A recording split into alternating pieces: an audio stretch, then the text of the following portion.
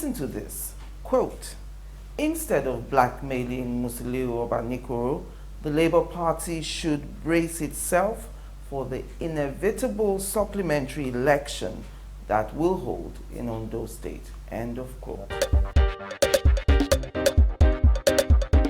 Well, hello and welcome. This is 60 Minutes with me, Angela Ajitumobi. I thank you for joining me on the program today. Now, my host today is the one who uttered those words. He is from Ondo State, having been born in his native Ilaje, a town on the coastline of Ondo State in the southwest region of Nigeria. He was called to the Nigerian bar in 1987, elected into the Federal House of Representatives to represent Ilaje Eseodo Federal Constituency in 1992 as a candidate of the Social Democratic Party, SDP. He's a former National Legal Advisor to the People's Democratic Party, PDP, and was its candidate in the governorship elections in Ondo State in 2012, where I had the privilege to also speak with him before that election. In 1999, he was appointed a member of the Niger Delta Development Commission Board to represent his state, Ondo State, on that board, and subsequently was appointed the chairman of the Ondo State Oil Producing Areas Development Commission, or SOPADEC. Currently, he chairs the board of the Nigeria Airspace Management Agency, an appointment which was given to him by the president in January 2014. And so following that election, April 5, 2014, the by-election to replace the late Raphael Nomiye, who passed away in 2013, the PDP says it clearly won that election. Join me after the break. I'm counting down 60 minutes with Olusola, a legal practitioner and a foremost member of the People's Democratic Party.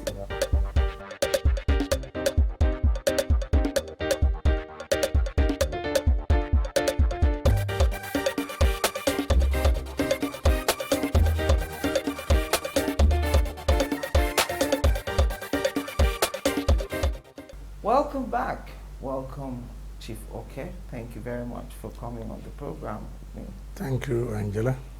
Now, let's start from here. In the Southwest, at least, your party, the People's Democratic Party, seems to have issues remaining united.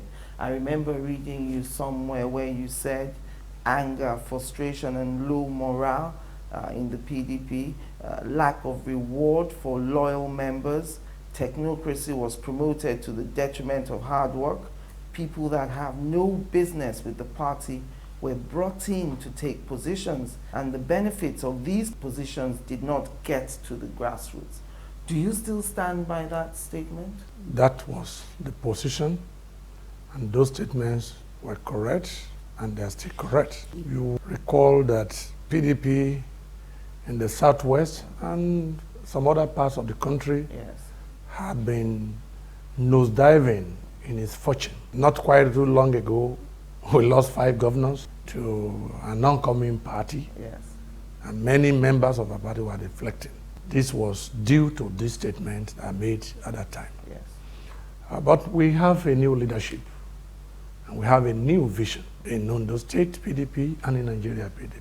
And that is raising the hope of our people. So we are hopeful that Muazu has come with a new vision, and that there's a new dawn in our party. Politics is all about reward for hard work. A situation where people will work very hard and they will not be rewarded, and those who were sleeping in the comfort of their bedroom when these activities were on are being called to for patronage. It is quite disheartening, and it can be very demoralizing. But the new national chairman has assured members that the era of the babu walking and the mocking shopping has gone, and we take him serious. We believe him, and that is the reason I hope. And that is what is accountable for the new spirit of hard work, of commitment, dedication, discipline in PDP today. Okay, so is it because of that dedication, commitment, discipline that you are standing firm in the PDP in Ondo State to say that that by-election, you won it clearly in spite of the Independent National Electoral Commission saying it was inconclusive?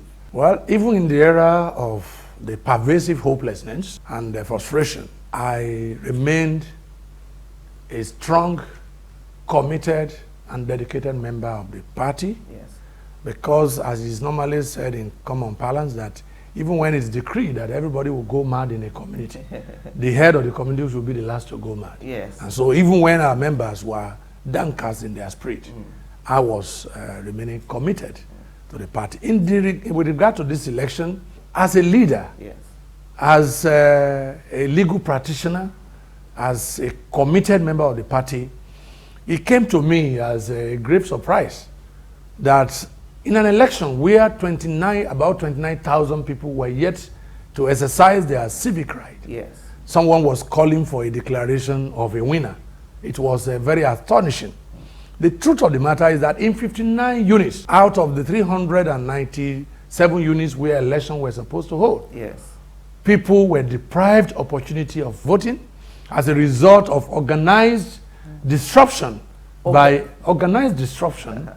a particular political party. Organized disruption, you would mean to me that they were deliberately... Yeah, they were calculated attempts, yes, to deprive People's Democratic Party from taking benefit of its strength, yes, in its stronghold. Right. Arugbowo too has always been a PDP stronghold.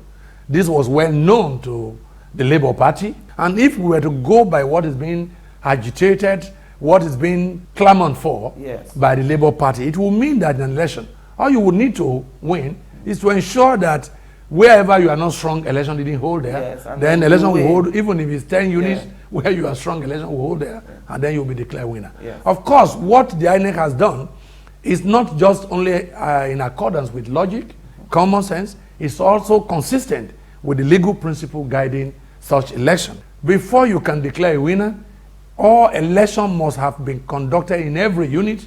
People that are willing to vote has been given opportunity to do so. Yes. And then it is when you have collated results from all the units that you can now declare a winner. Okay. This is also not happening in Ondo State for the first time. Yes. It has happened in Imo State and many other states in Nigeria. Yes. And it has been advanced and taken to the highest court of land, the Supreme Court, where the Supreme Court has insisted that where the difference between the leading party, yes, and the party next to it is less than the number of people that are yet to cast their votes, then that election is inconclusive. And that's important for you to say that to me, because I know you are an election petition specialist. In fact, you handle all the petitions from the PDP, and because that's your specialty, explain to us then what does substantial compliance mean? Will that come in at all in this declaration of an inconclusive election? Because I suppose that the other party are saying, well, substantially, you know, most people have voted. Substantiality, yes, of compliance is that error which you are complaining about, yes, even if rectified, it will not have impact. It will not have effect on the outcome of the election. So okay, you cannot have substantial compliance, yes, where 29,000 votes are still outstanding, yes, and the difference between the man leading and the next to him is just 1,300. Labour Party, as it were, had always known that Arugbowo 2 is a stronghold of the PDP. Yes. And it was not only in Arugbowo 2 that election didn't hold. Arugbowo 2 has, I think, 12 electoral units. Yes. There 12. Are other 12 electoral units, yes, and there are other units. In all, 59 units where election did not hold. And in most of them, elections were ongoing before the election was disrupted, which means that in advance, it was predetermined, yes, it was orchestrated that elections should not hold in those units where the PDP was perceived, yes, to be very, very strong. Yes. And our contention is that allow the election to be concluded. Yes. We will come out stronger and we'll write off this 1,300 in just about 6 units, and then we'll have the lead. Yes. Of course, you will observe, the public must have observed now that the Labour Party is not keen on the supplementary election, Yes. because defeat is striking them on the face. That once we go into it, PDP will come. Now, so that's what a supplementary election means. It doesn't mean that the whole election. No. Again. In only the 59 units where people were not allowed to vote. Okay. And it does not mean that 29,000 people are coming out to vote. Yes. It may be 50% of them, and that is enough to make a difference. Wow. So these are the permutations. Exactly. Okay, you say that area, the oil-producing area of Ondo State, where you come from, is a PDP stronghold. I interviewed Benson Enikome, a former commissioner representing Ondo State, and he said to me that the PDP beat the Labour Party stupid in that election. How can that be possible if the PDP is not united? First and foremost, let me announce to you, the PDP today in Ondo State is a very strong, united family. Even when there was some disagreement in the party, Ilaje Eseldo Federal Constituency was not part of it. Right. We had always been a united people. For the first time in the history of the people, under the administration of late Dr. Olusola, Yes. we witnessed real development. Before that administration, the only area that can be accessed Yes. by vehicle in the entire local government, Ilaje local government this time around, is Igbokoda, the local government headquarters. Right. Beyond that point, you can only access by boats and canoes. He was able to link up the coastal area with road network. A journey that would take you 2 days to undertake was becoming 40 minutes, 1 hour to do. Going to Araromi, for instance, which is our major town boundary community with Ogun State. Yes. It was to and fro minimum of 2 days. But today, you can access that place under 1 hour. Just Courtesy, courtesy Dr. Olusola of blessed memory. Infrastructure sprang up in the environment, hospitals, In spite health of the centers, difficult terrain. as difficult as, for the first time, our people saw impact of governance, good governance. And so, the same people now going under a deprivation for another 6 years running, certainly they will remember who brought those development to them. More than 300 communities in Eseldo. Every community had one benefit of the other under Olusola. One project to show for being part of that administration. Yes. And the same people for over for close to 6 years running had nothing by way of project, by way of any development, by way of employment, empowerment, capacity building for the people, nothing to show. With huge resources accruing under derivation, accruing to Osopadek, nothing to show. You can see why the people will rise and vote for a party that made them good during its administration. Now, let me say this. I've interviewed a lot of chief executives of states and a lot of their opponents. And when people say a governor has not done anything, I always find it very difficult to believe, because sometimes the governors will tell you that the project is still on paper. It's like these electricity projects. The project is going on, but you haven't seen anything on ground because turbines are being built. Perhaps that is the situation here in Ondo. Because of the terrain, is it something that they've appropriated for in the future? Perhaps Governor Mimiko is hoping to concentrate on those things in his second term. First, let me draw a distinction between turbine, electricity, and all that. I am told, and I verily believe, that the incubation period for electricity project is a very long one. This is quite different from projects like road construction, building of school, construction of hospital, siting of water project in a community. It's quite different. If it takes a government 6 years to do planning, then certainly it will take 12 years for that government to put anything on ground. The life of the administration of Dr. Mimiko is maximum of 8 years, subject to other conditions for removal, for whatever, under the Constitution. So if he has 8 years, and as at this moment I speak with you, the whole thing is still on the drawing board, then it will be an invitation to what the people in the Niger Delta used to say. Yes. That you say is in the pipeline, break the pipe and bring out the development. Yes. So the truth of the matter is that this administration has no plan, has no vision for development of the oil producing area and nay, the entire state. I speak with all seriousness. Yes. As a candidate in the last election, during our debate, it was made clear, and the governor could not deny it, that over 600 billion had accrued to Ondo State as at October or before October 2012. Yes. And you traverse the entire landscape of Ondo State, you cannot find any project that is worthy of 2 billion. And it's important to note that 600 billion you talk about, they say it's benefit from, they're benefiting from Elijah Ondo. Yeah, it's because as of today, the major source of income Yes. to Nigeria and to Ondo State is through oil. Yes. And Elijah local government, Elijah Ondo federal constituency, Yes. the only oil producing federal constituency in this entire southwest, Yes. is on record to be producing not less than at any time 5% of the total national output. At any time. At any time. Sometimes it rises to 6% and some occasion 10% of the entire oil production in Nigeria. You can imagine how much money is accrued to Ondo State by way of derivation. Yes. With this huge amount of money, I am saying that it's not even limited to Elijah as of the federal constituency, the entire state. You cannot find any. You Even see, the state capital, you see Akure. cosmetics projects, waterfall projects that will not bring benefit to the people, and that's why today our people are suffering under the suffocation of penury, deprivation, disease, ignorance. Our educational standard has fallen. The health sector is in shambles. The roads are in a bad shape. Nothing is being done by the government. But I take it to Elijah of the federal constituency, Yes. where this election was supposed to hold. The truth of the matter is that after the exit of Dr. Olusola, we have not enjoyed any benefit from either the OSOPADEC, which is an agency meant to develop the area, or the state government.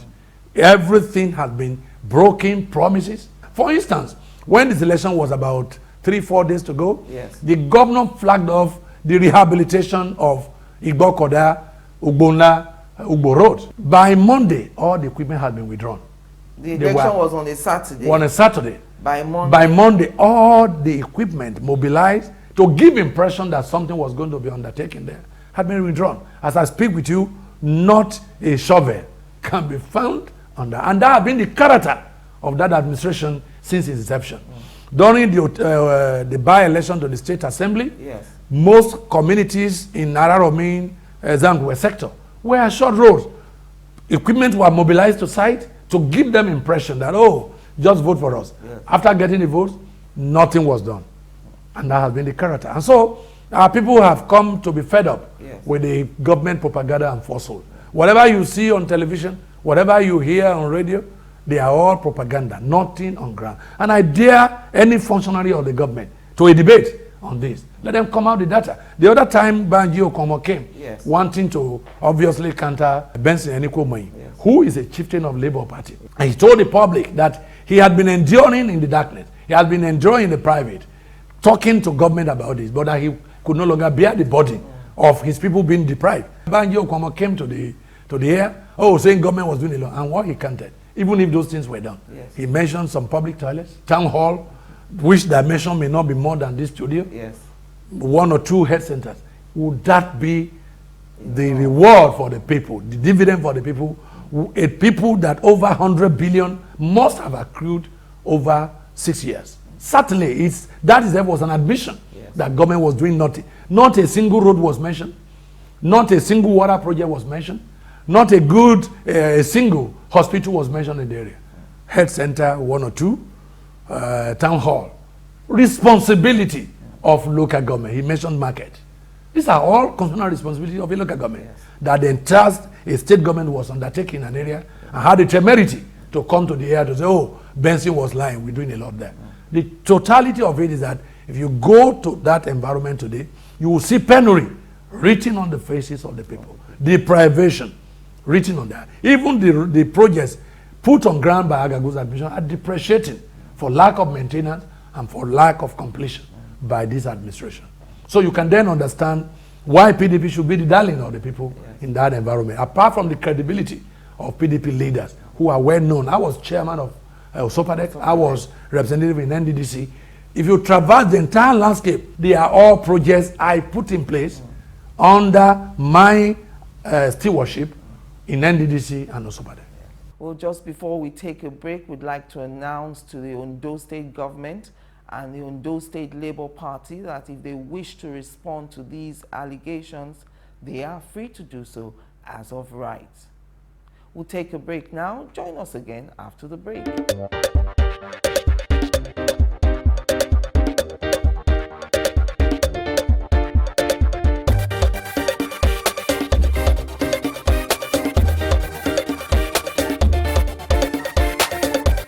Welcome back. If you've just joined us, it's 60 Minutes with me, Angela Ajetumobi.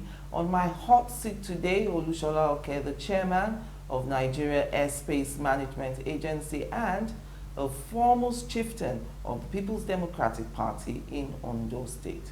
Now, for the sake of those who don't know, I want us to create, give us an impression of the geography of this area. You talk about Ilaje and Ondo. Are they one local government? Are they the same place? How does it work? Ilaje and Ondo, yes, local governments used to be one local government. Right. They were split into two during the local government creation exercised by the federal government. Yes. So you have the Ilaje local government along the coastline, of course, also part of the upland. Then the Ondo is occupied and populated by the Ijo Apoys and the Ijo Arubo communities. Right. The Ijo Arubo communities are purely on water, while the Apoys occupy the upland. Right. So it is these two local governments are the oil producing and oil bearing local governments of Ondo State. Yes. The Ijo communities are 90 or 80% riverine. Very difficult terrain, unmoldy, and very difficult terrain. Swampy yes, area. Very difficult to develop with streams, rivers, and all that, yes, covering everywhere. So we actually have Ijos in Ondo State. Yeah, we have Ijos in Ondo State. Yes. They are in Ondo local government. Yes. The Ijo Arobos who occupy the southernmost part of that local government speak Ijo language tomorrow. The Apoys who are also Ijos speak Yoruba. Okay. They speak Yoruba. They seem to have been integrated or absorbed into Yoruba. Is there Yoruba, pure Yoruba? Pure Yoruba. They bear Yoruba names. Wow. They speak Yoruba, pure, and all that. Why the Arubos still speak Ijo, although they understand Yoruba also. Okay. So are the Ijos of Ondo State represented in Ondo State government, in Ondo State politics? They do. Even currently, in this administration? Yeah, in this administration, the PDP produced the only member of the Ondo State House of Assembly from Ondo, who is an Ijo person. Okay. And in the under Agagu's administration, yes, an Ijo man was Secretary to Government. He was Attorney General at one time. Yes. He was Commissioner for Works. He occupied very prominent position. Yes. Under this administration, I'm told, an Ijo man is also a commissioner. They have always been well accommodated in Ondo State. Yes. The Ondo State Yorubas, unlike any Yoruba, we are very liberal, very accommodating people.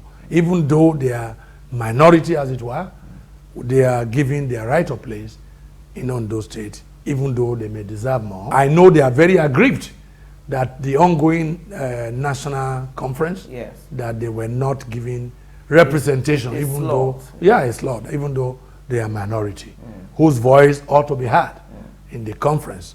I recall that under Agago's administration, Chief Williams, F.J. Williams, represented the minority in the conference. Unfortunately, that is not the case under this arrangement. Did you feel when you were contesting for the governorship in 2012 that you had the support of the PDP, even at the national level?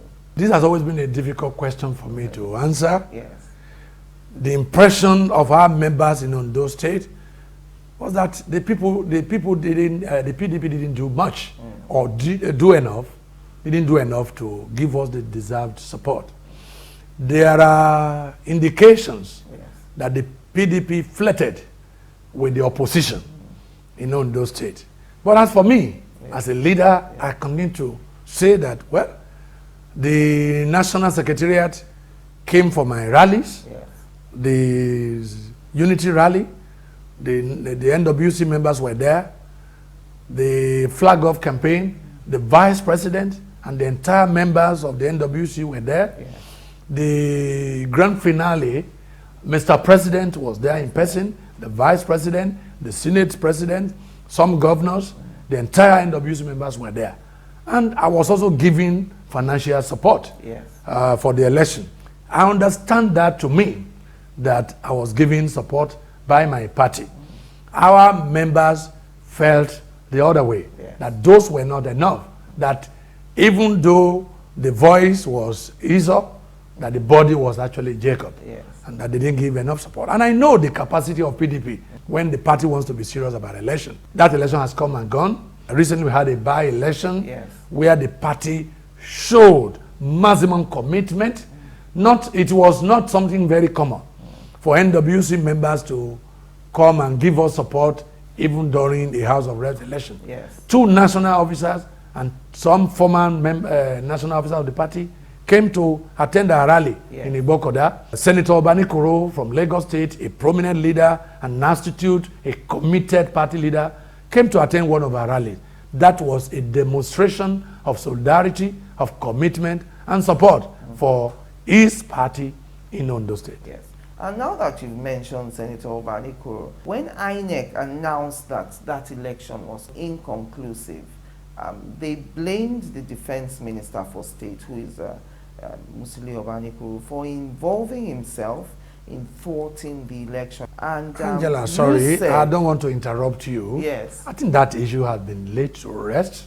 Orebi has come out to issue a statement saying that he was quoted wrongly, Okay. that he never inducted the minister, and that in actual fact the minister was not around during the election. The Labour Party made that allegation, and of course you understand the fate of a drowning party. Yes. Seeing and sensing that defeat was imminent, they had to justify their failure by raising one allegation or the other. Obanikoro came to attend a rally, which is entitled to do, Yes. and which all our ministers should do in subsequent elections. Yes.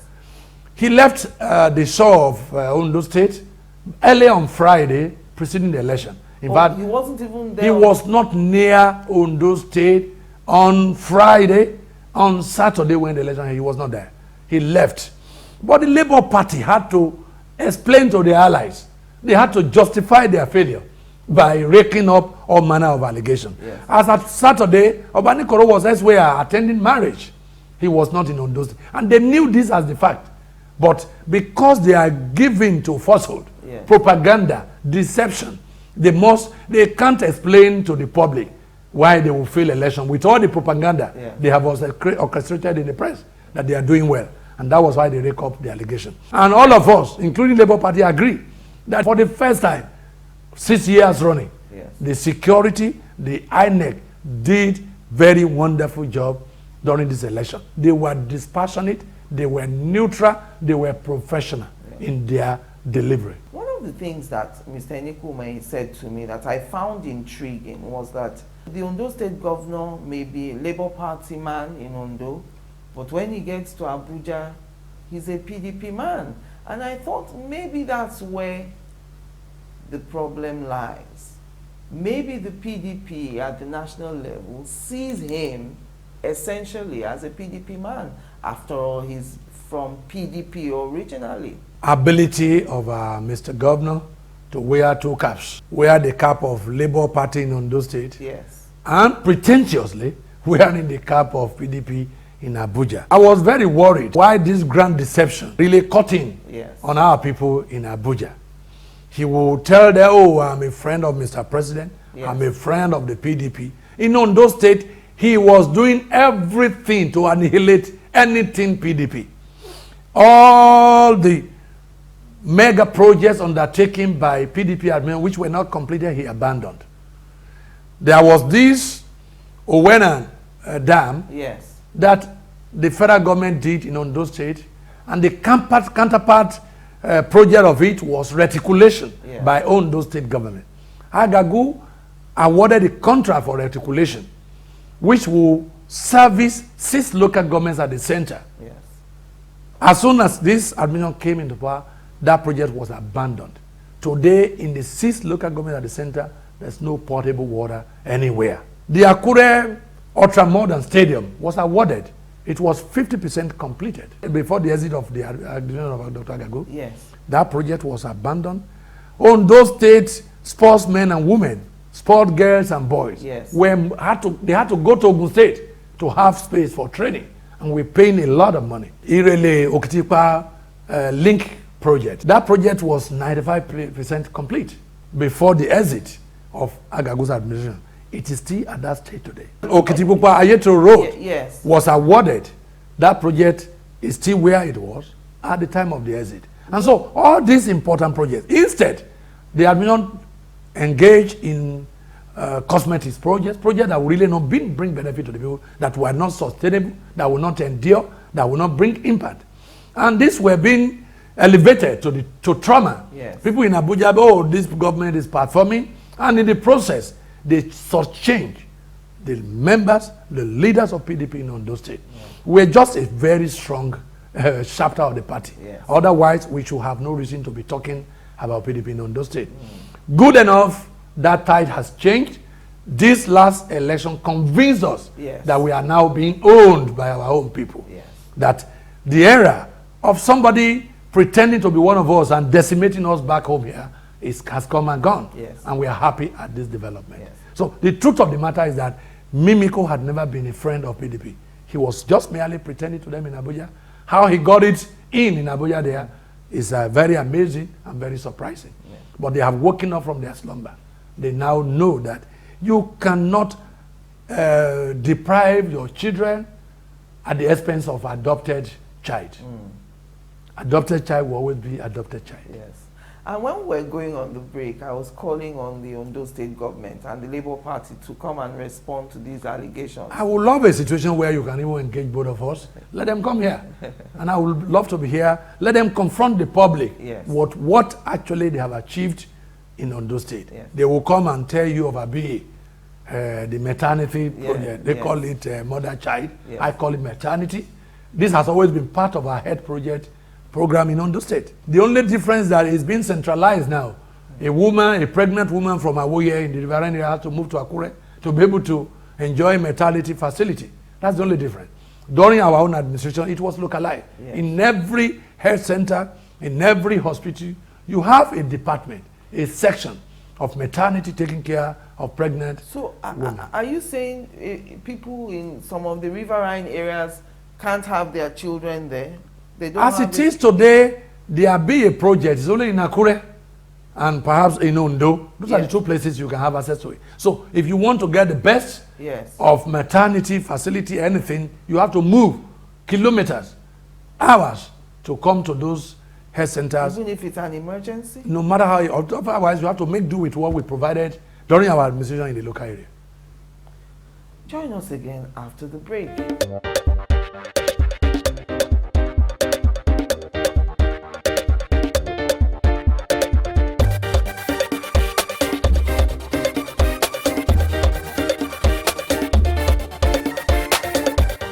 Welcome back. My concluding moments now with Olusola, the chairman of Nigeria Airspace Management Agency and a foremost member of the People's Democratic Party. Now, what about mega schools? One of the achievements that we hear a lot about in Ondo State is that this administration of Dr. Mimiko has built a lot of mega schools across the state.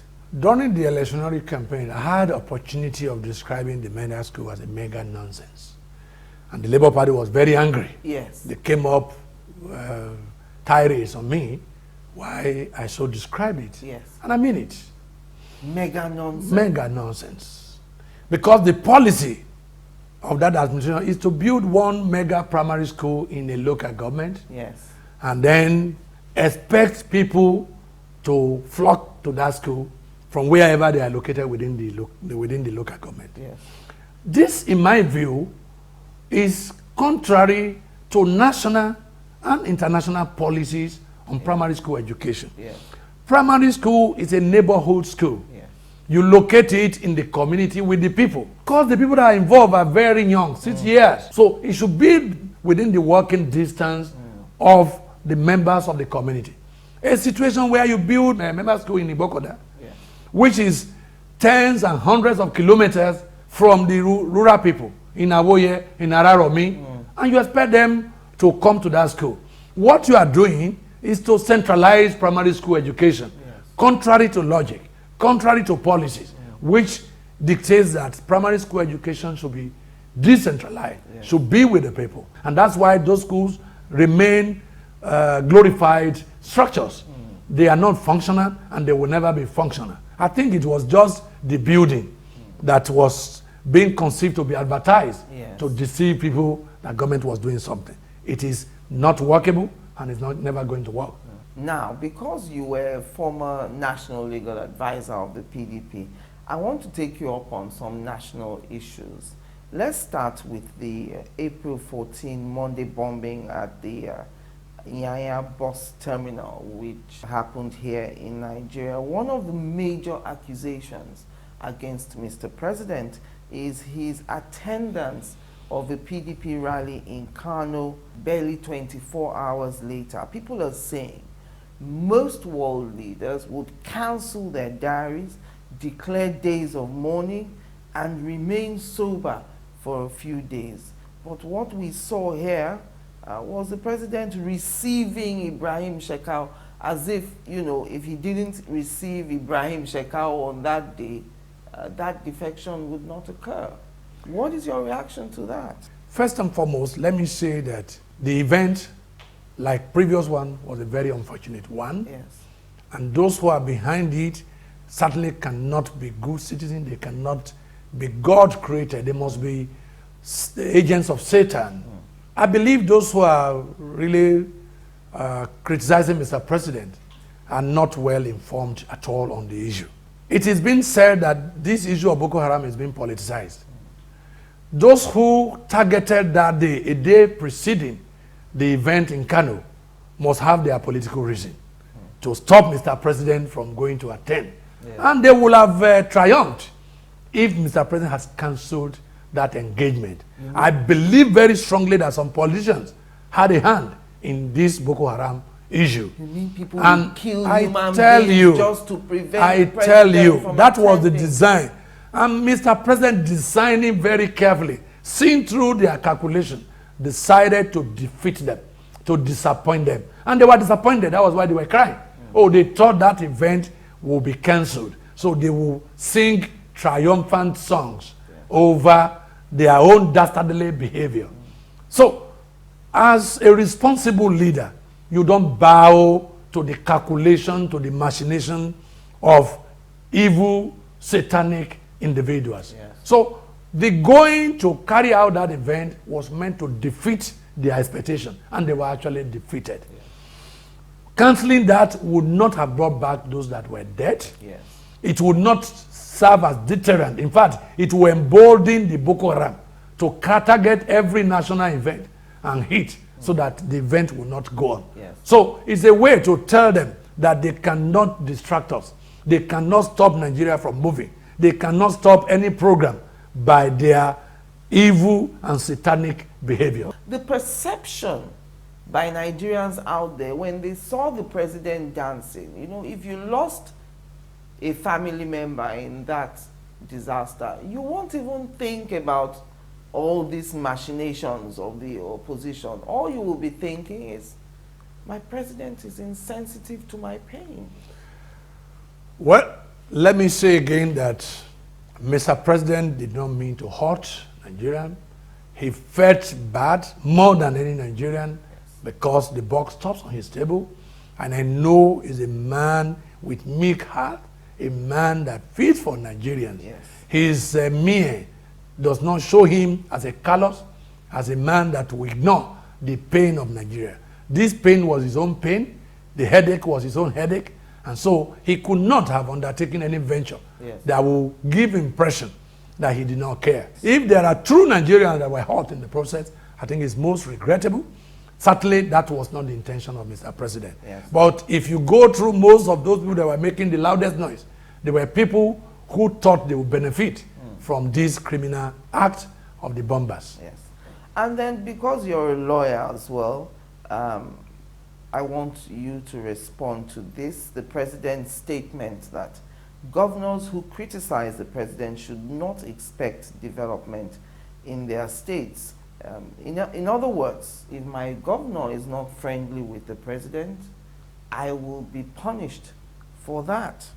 Is the president more loyal to his party or to the Constitution? If there's anything an average man in PDP will say against Mr. President, yes, it is over friendliness with opposition governors. Mr. President does not draw a line. Yes. He's a president of Nigeria, rightly, and he does not draw a line between PDP and any other political party. In fact, I have accused him on a number of occasions that he is more friendly with opposition than those of us in PDP. And so, what Mr. President meant by that statement yes, was merely that those governors who are unduly distracting me will not expect development, because if I'm distracted, those things I ought to do for your state, you will not get. Yeah. That's the meaning of that statement. He didn't mean to say, oh, I will punish you if you are criticizing me.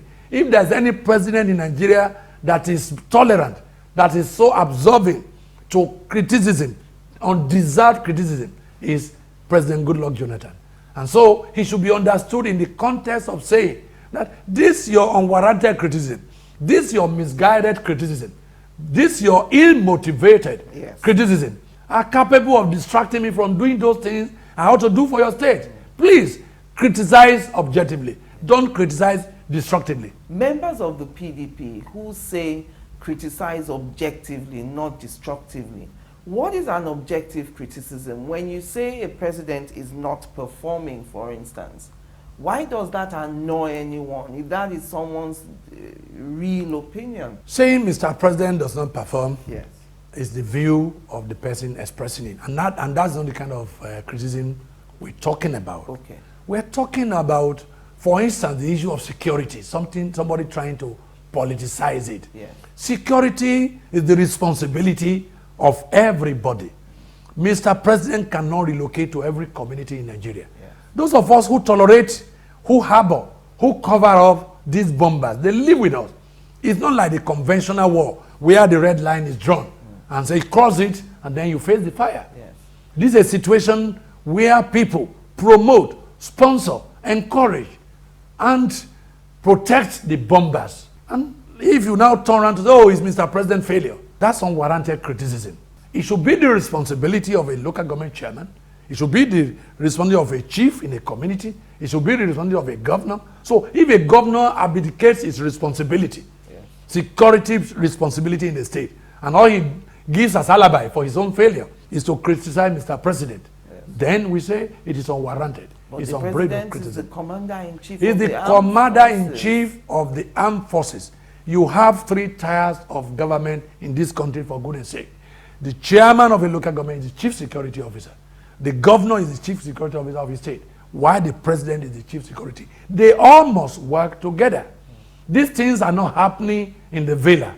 They are happening in the communities located in the local government, located in the state. So you cannot abdicate your own responsibility and blame your own failure on Mr. President. Yeah. Again, there are some innovations that Mr. President has brought to bear on the development of Nigeria through his transformation agenda. Yeah. The privatization of the power sector, yeah, is something we all know. It takes time for the effect to come on stream. Oh, for one to say, oh, they privatized last year, just 6 months, we're not having the effect. It's either born out of mischief or ignorance. And oftentimes it is mischief. Yeah. So if you do that, you are deliberately suppressing the truth, yeah, and speaking the falsehood. Yeah. And so the PDP will tell you that this is unwarranted criticism. Yeah. And that is what Mr. President was saying. That those governors who engage on productive criticism, yes, destructive criticism, that the effect of it is that you may be delaying, you may be distracting me so much that I won't be able to bring the development you need in your state. Stop it. That's what Mr. President was saying. Right. And if we're looking at the whole, security question, the APC has alleged that they were shut out of that meeting called by Mr. President to seek a bipartisan approach to solving the Boko Haram problem.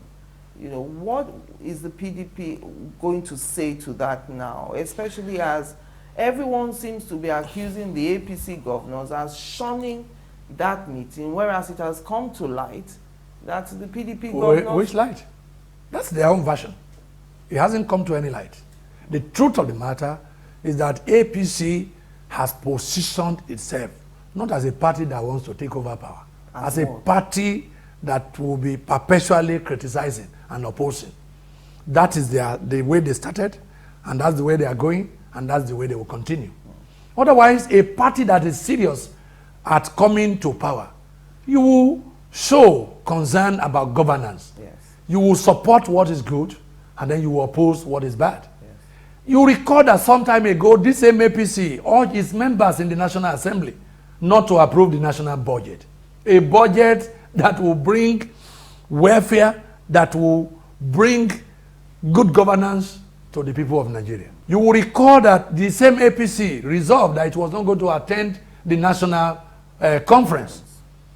When Mr. President summoned governors and stakeholders to this security summit, it was widely publicized on television, on radio, on newspapers, and I'm not aware that any APC governor was there and was shut out. Yes, but we also the heard... truth of the matter is that from day one, yes, they had shown disposition that anything that was being undertaken by the present administration, yes, whether it is good for Nigerians, whether it's in their interest, they will not allow it to function, yes, to come to reality. yes. And so, if they didn't attend this one, it will not surprise Nigerians. Yes. That has been their disposition. Yes, but we also heard Governor Akpabio on television saying that they thought that the first discussion should be kept within the PDP governors alone. So a lot of people are interpreting that to mean that the intention was for the APC governors never to attend that security. Thank you very much.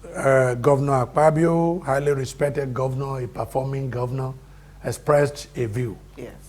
I'm aware, and all of us were aware, that the statement issued from the presidency summoning that meeting was to all concerned, inclusive of the governors of the APC. Yes. So their decision to boycott, their decision not to attend was a policy of the party. It had nothing to do with the view expressed by Akpabio. As a foremost member of the PDP, when will the president declare his intention to contest in 2015? This, we have said always, is a personal decision of Mr. President. I'm delighted to note that he can delay it for as long as he wants. After all, he has no opposition, he has no opponent. There's nobody from APC today that say, I want to be president. Yes. And so, it doesn't have to be in a hurry. There's nobody in PDP that say, I want to be president. Yes. So, he can delay it for until INEC comes out with his guideline, setting the deadline. I know for sure, because of the new vigor of PDP, because of the performance of Mr. President, his candor, his humility, his unique approach to governance. Yes. It's going to be difficult for anybody to summon courage to say, hey, I want to run against you. And that's why I believe that Jonathan is going to be president for another 4 years after this time out. And good enough, that will assist him. It will assist Nigerians because some of the projects that are being incubated, yes, will have grown to maturity, come out with their benefits for Nigeria, especially the power sector. I am sure by the time he will be leaving after the next 4 years after this time out, the effects will have come hard and good on Nigerians. And so I'm a delighted PDP member that it will appear that this election will be one without serious opposition from the opposition party. Thank you very much, sir, for coming on. You're welcome. Thank you for this opportunity. And that's it for this week. Don't forget to like 60 Minutes with me on Facebook. That's 60 Minutes with Angela. Alternatively, you can follow me on Twitter, Angela at 60 Minutes. I'm Angela Ajitomobi. I thank you for the pleasure of your company.